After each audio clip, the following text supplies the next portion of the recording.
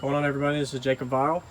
Got a pretty interesting video today for you guys. I'm going to be able to show y'all what my peak currently is, and maybe before that, give y'all something that y'all can learn about your build. So for that, the real quick tip that some of you guys will know is, do you know knowing where your peak frequency is so crucial to not just on SPL and music and burps, but also just for overall scope of optimal output out of your enclosure. Knowing where you peak at is very important for your system. Whether you got a wall build, a no wall build, a single 12 like I have here, anything you guys run, I'm telling you, it helps tremendously. Sorry I was loud, somebody driving by. But what I'm about to do is, at my current state situation with where my port is and my adjustments, I can always tweak it, and I'll do that later. But for this video is just to kind of identify where the box is currently peaking at. And this is with the subwoofer being pretty much brand new, not being broken in, and then I got some tweaks to do. Oh, helicopter's going by. Anytime I do videos, there's always some kind of noise. I'm sorry, guys.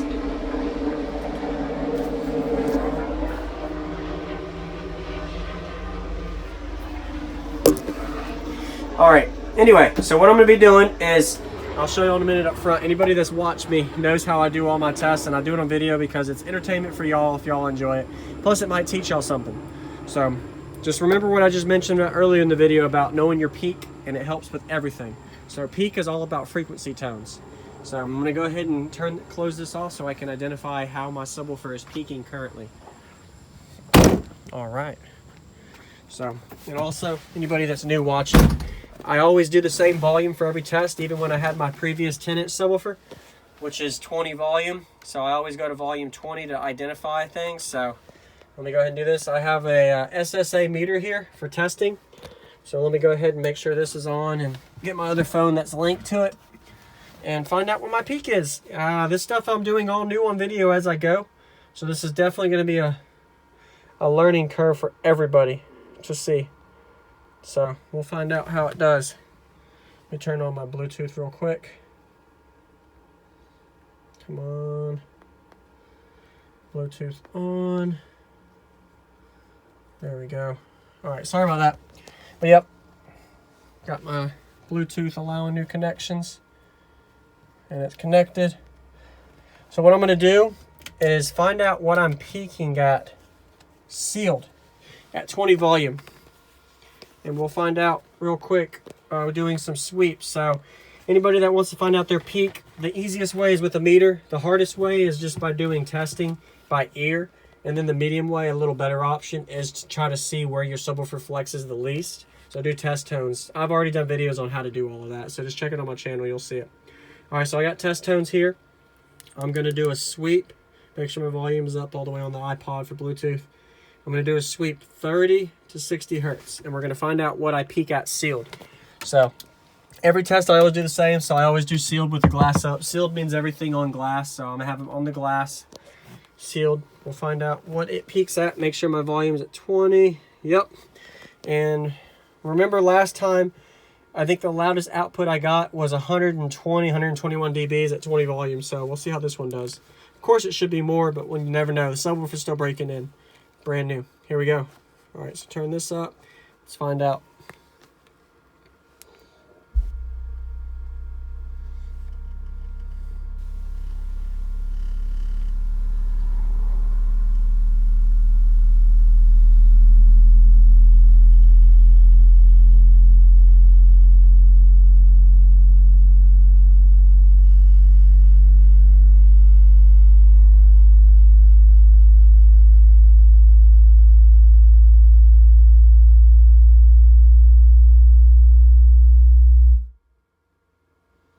All right, there you go.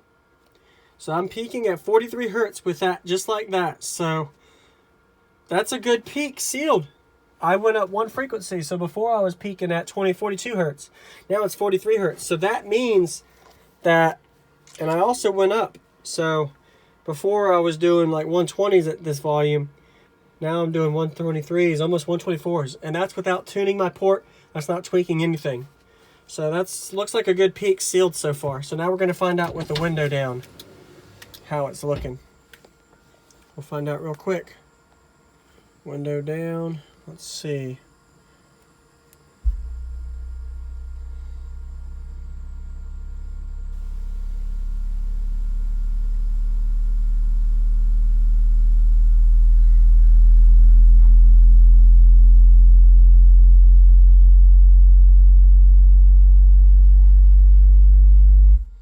right, so I went up 1 hertz. So it's always 1 to 2 hertz if you go from sealed to glass or window down.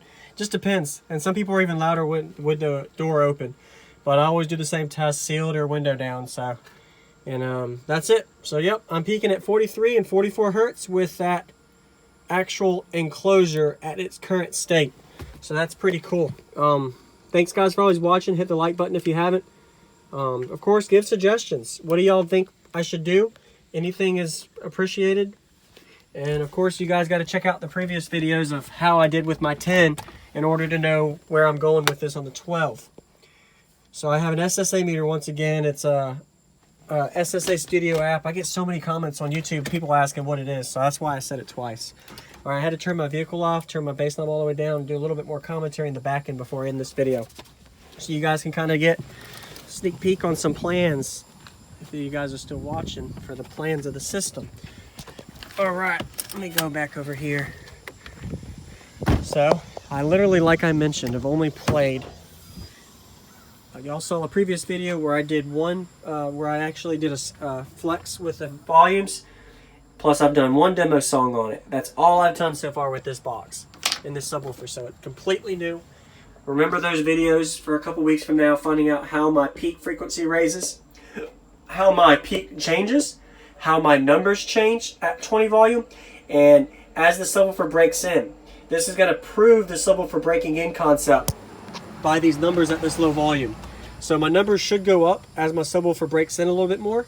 I should have a little bit more pressure containment, and you're also going to notice how it goes up because I'm going to be adjusting my port, and I might be tweaking inside my box depending on how things go.